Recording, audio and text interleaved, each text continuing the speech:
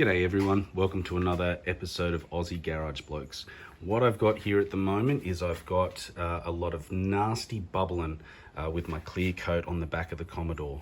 What I'd like to get that rectified and get it done as cheaply as possible.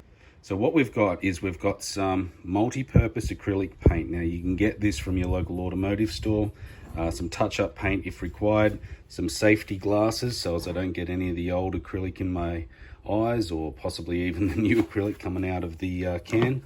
I've got a kitchen spatula plus a face mask as well.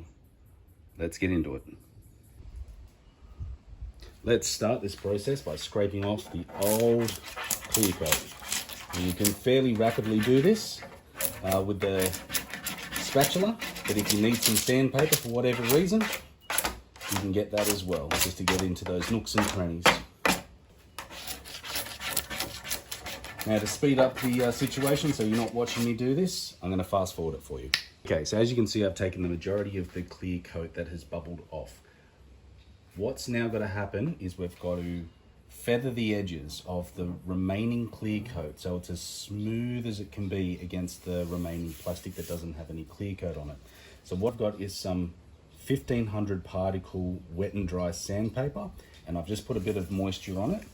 And what we've got to do is feather those hard edges of the remaining clear coat against the raw plastic that's there.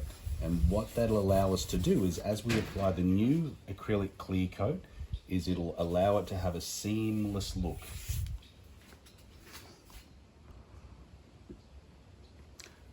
Okay, so as you can see here, I've finished with the wet and dry sandpaper. I've essentially done a bit of a go over the entire area just to sort of smooth it out as much as I could and restore it. I'm going to give it a bit of a wipe with a cloth and just see what it looks like.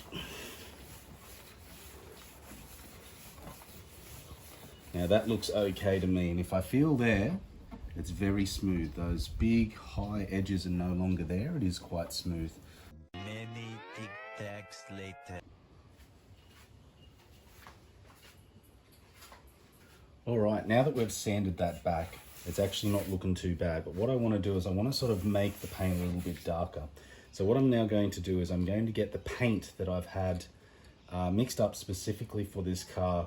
The color code you can find on the compliance plate in the engine bay.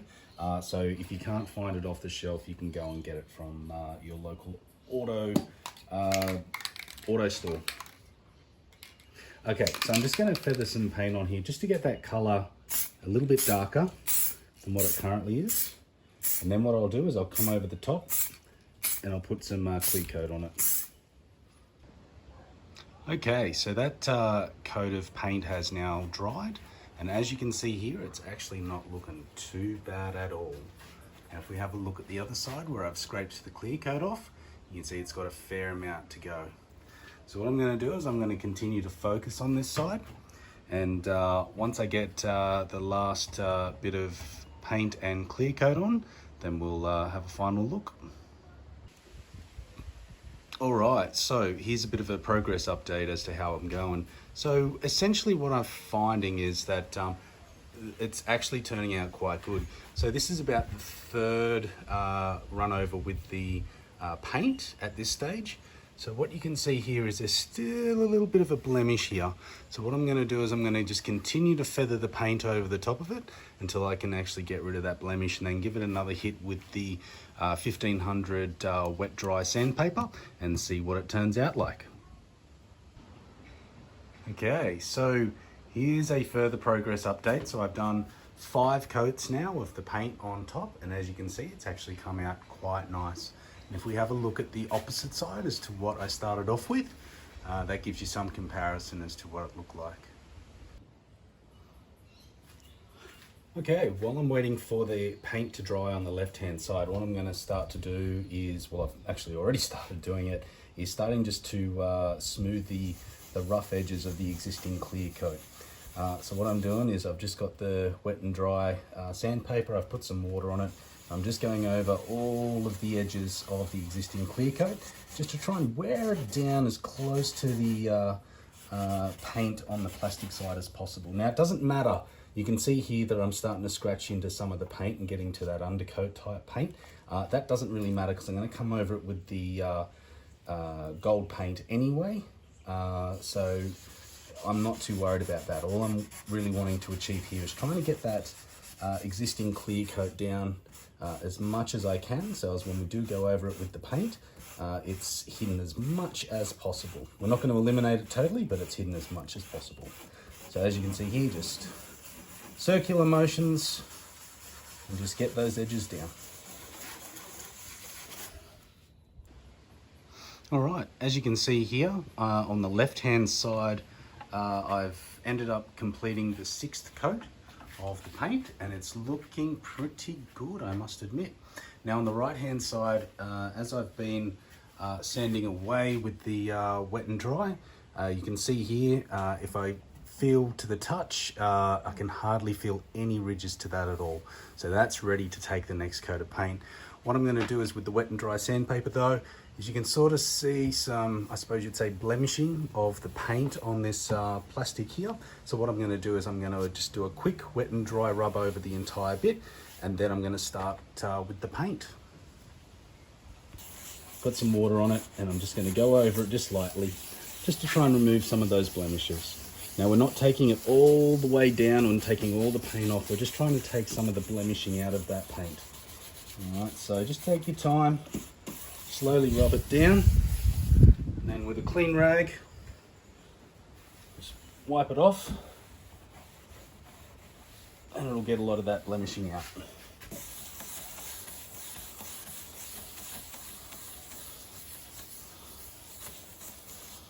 Alright, so now that's ready for the paint. Alrighty, so now that we've finished the sanding with the wet and dry sandpaper, I've gone ahead and I've put more paper to protect the rest of the car for the areas that I don't want the paint to hit. So the next step is I'm going to take the mixed paint and I'm just going to start layering the paint over the top, so just feathering it. So just take your time doing this as well. Just light coats as you go along.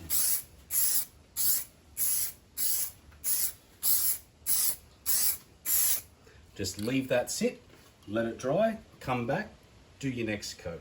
Probably about 15-20 minutes between each coat. As I said, take your time. This will take a little while to complete, but as you've seen on the left-hand side, well worth the wait. Okay, time for the second coat.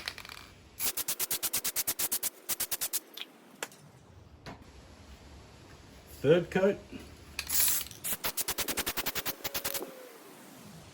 Fourth coat.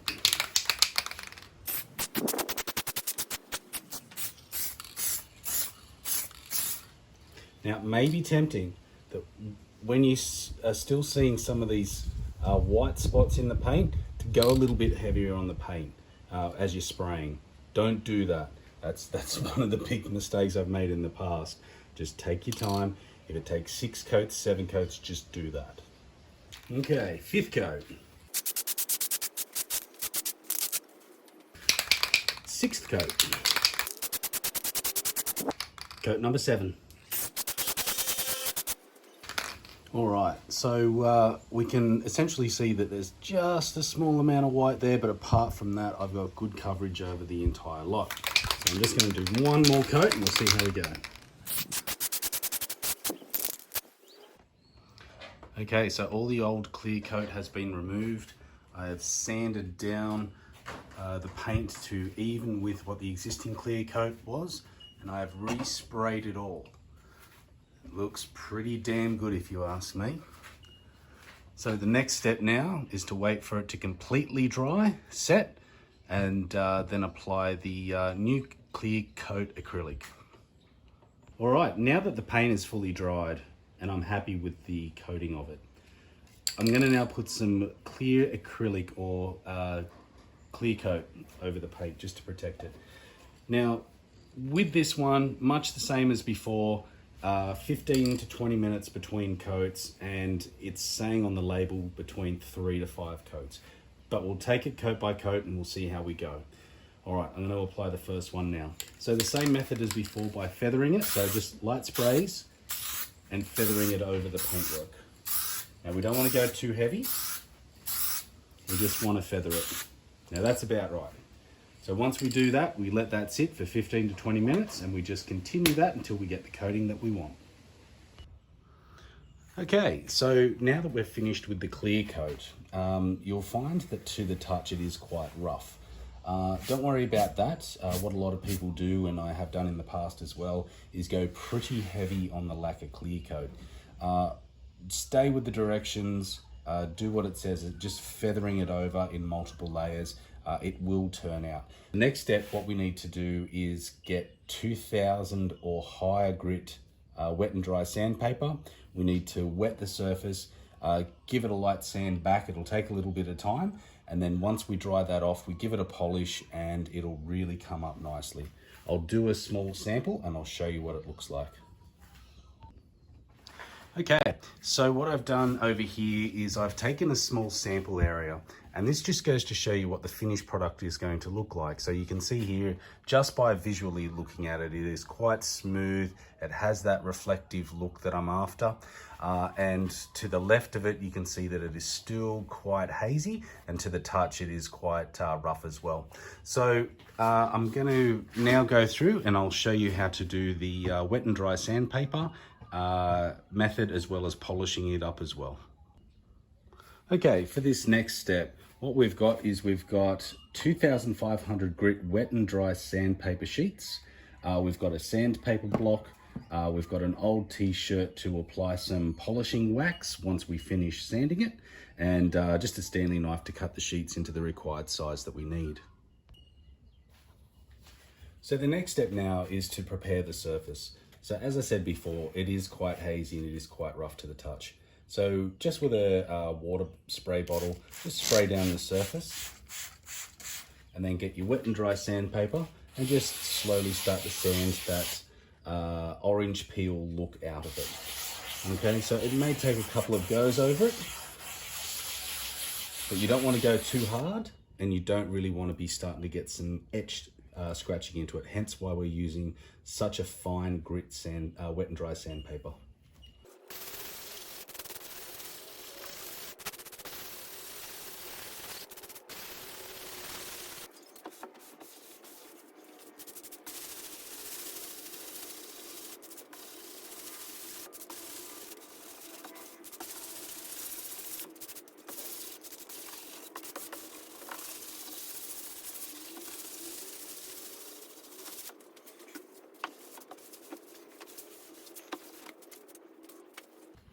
Okay, once you've finished with the wet and dry sandpapering of it, if you run your hand over it, you'll feel that it's a lot smoother to the touch.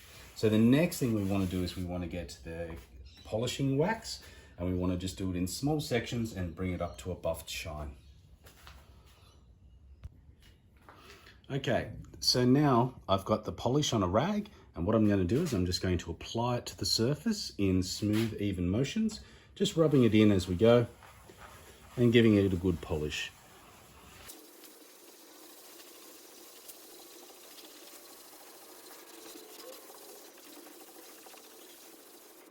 Okay, once the polish has been rubbed in, it's time to buff it out.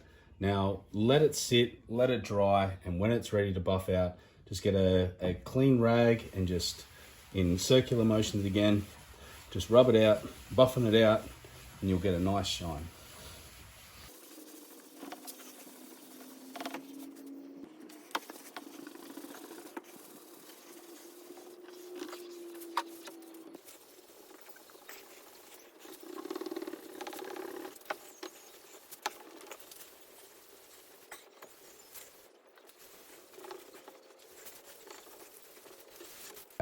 Now I'm quite happy with that, the way that it is. It's soft to the touch, it's got that reflectiveness to it that I want.